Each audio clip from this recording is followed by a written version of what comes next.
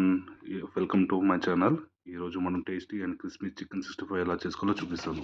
మంచి కడిగి పెట్టుకున్న చికెన్లో పసుపు,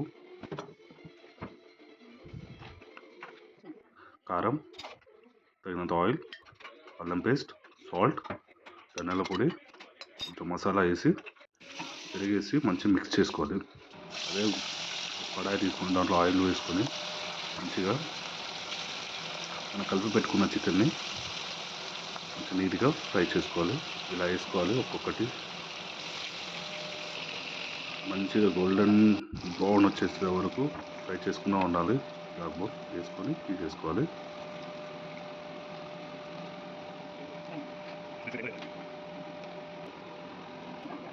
దాంట్లోనే మనం తీసుకున్న దాంట్లోనే కొంచెం అదే ఆయిల్లోనే పచ్చిమిర్చి, ఉల్లిగడ్డ అవన్నీ వేసుకొని కొత్తిమీర, పుదీనా వేసుకొని ఫ్రై చేసుకొని అదే చికెన్ 65 మీద వేసుకుంటే గార్నిష్ లెక్క చికెన్ 65 రెడీ.